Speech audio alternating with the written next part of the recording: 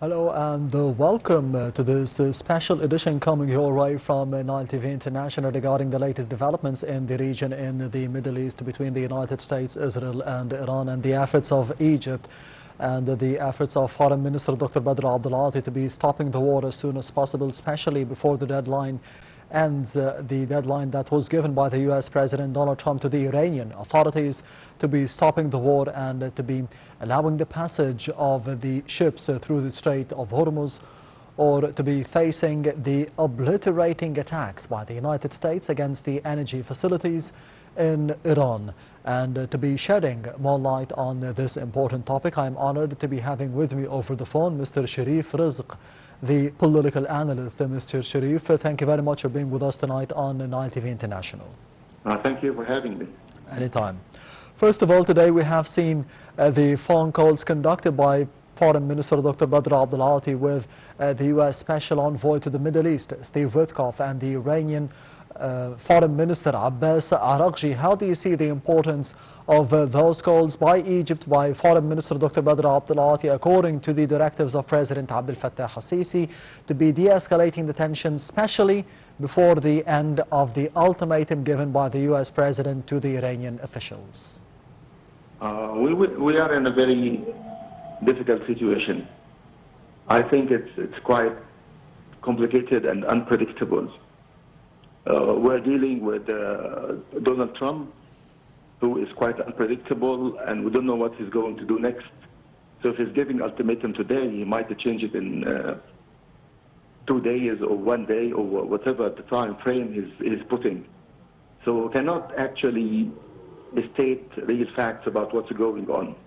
It's quite chaotic, and the analysis wouldn't help much in that situation, especially when you have somebody like Donald Trump. He's pushing too hard to get a deal with the Iranians against their will, and it seems like to be a war of egos.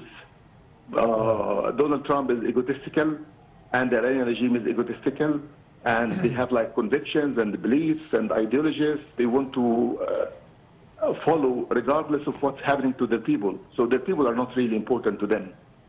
And they spend too much money on Yemen, on Lebanon, on Syria, on Iraq.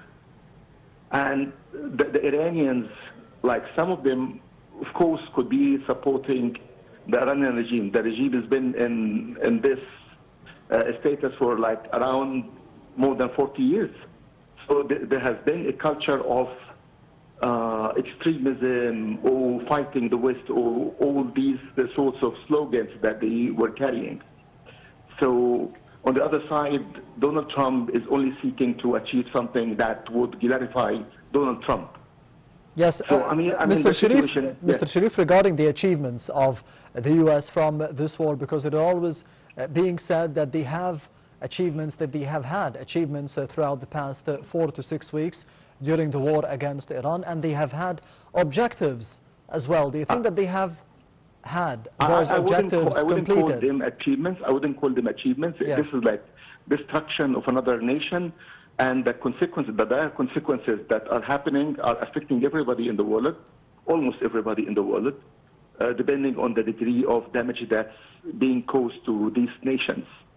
I mean, we'll have like economic problems everywhere in the world because of this war. So, I mean, look at the US. Yes. It's not one of the most advanced countries in the world in terms of welfare. Like, if you look at the Scandinavian, then they are living much better life. I mean, Trump is quite illusioned. So, I mean, it's more complicated than just who is winning. Okay, of course, Trump is losing, and the Iranians are losing. And of course, eventually, the Americans will win this war, eventually. Okay? But the consequences will stay with us for years. I mean, he created hatred, Donald Trump. Of course, the Iranians also are creating hatred among nations. Like, they are divisive powers. They are not at all working for peace. I mean, it's ironic how Trump was calling himself a man of peace. That's really ironic. Yes. On the other hand, we have seen several phone calls being conducted today. One of them from Foreign Minister Dr. Badr Abdulati to the U.S. Special Representative to the Middle East, Steve Witkoff, and another one to the Foreign Minister of Iran, Abbas Araghchi. So specifically focusing on those phone calls, how do you think the discussions went between I mean, the foreign ministry in parties? Egypt has always been logical. Like, we've had long history in foreign ministry. We understand the power of Egypt, we understand the dynamic power around us, and we act accordingly. I mean, since Mubarak, we have stopped being, starting from Sadat, we have started to think more logically and understand the power dynamics very well. We are not like used to be like in Nasser's era, where we just use big words. So now that the foreign minister in Egypt is quite logical, realistic, and they know what they're doing. The problem is how will Donald Trump will respond to the reason and logic and sense. Yes. This is the issue we've got. We've got somebody that we cannot predict what he's going to do next. Do you think, in your opinion, because we have seen over the past few weeks this ultimatum, this deadline given one time after another, this is the third time. Do you think that there could be one more chance, because we have seen the statements of the U.S. President today stating... It's whimsical. Even there is division in the U.S. military apparatus, like the military people, like eight people were like kicked out from the military. One of them is the head of the military. I mean, that's too much. Like there's not like unanimous opinion about what should be done. So because actually Donald Trump is not strategic enough. So not every single step he's taking is counted.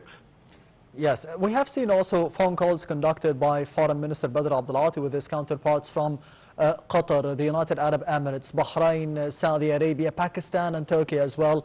This all happened today. How do you see the importance of giving support from Egypt, of course according to the directives of President al-Sisi, to be giving support to the leaders of the GCC countries, and at the same time to be mediating the efforts, or to be having coordinated efforts in terms of mediation between Egypt, Pakistan and Turkey, to be de-escalating the situation as soon as possible? I think this is quite constructive. Like, I mean, if they've seen like lots of voices around the area, like big ones like Egypt, Qatar, Pakistan, and then they've come up with a plan to offer to Donald Trump, and then things might work out. But I still doubt the response from Donald Trump, because he's not well informed. Like the knowledge he's got about the Middle East, the complications, the religious sensitivities, all these things he's not much aware of. He's like ridicule everything around him, which is really doesn't show much shrewdness about what should be done in a situation like this.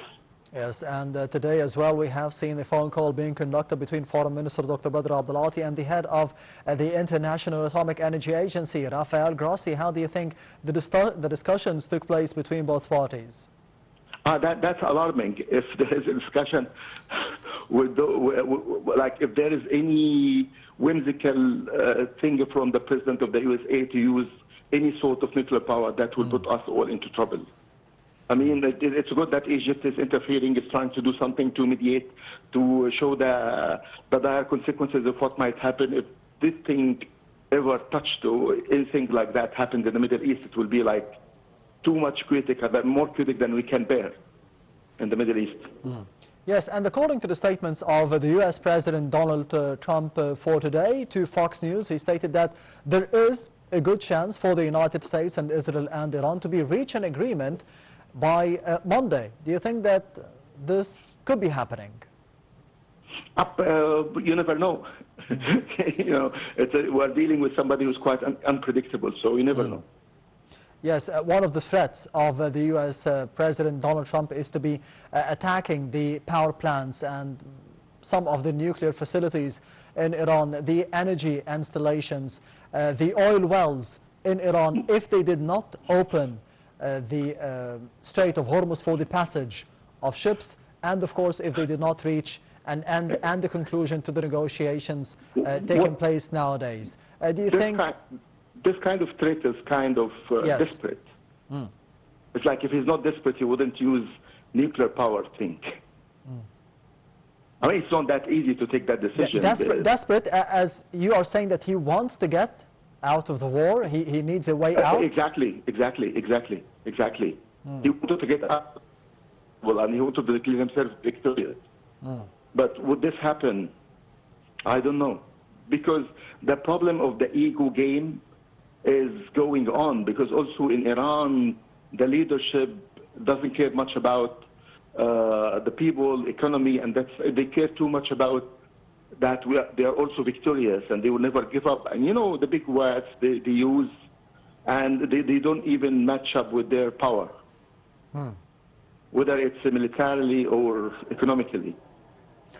And finally, Mr. Sherif, do you think that if this happened tomorrow, more specifically after the deadline ends by the U.S. President to the Iranian authorities, what would be the retaliation efforts and the strikes by Iran against the American targets in the Middle East? One of the mysteries of this war is that we don't know exactly the arms and the weapons that Iran is possessing. Maybe they got more than what the Americans know. Maybe the intelligence or the Americans cannot actually get hold of the information about how exactly the kind of weapons they've got. We don't know. It's a quite chaotic. You can start the war, but you cannot know when it ends, and that's one of the problems in starting wars and ending them. Yes, Mr. Sherif Rizq, the political analyst, thank you very much for being with us today on Nile TV International and this special edition. We'll be having a quick break. Stay tuned.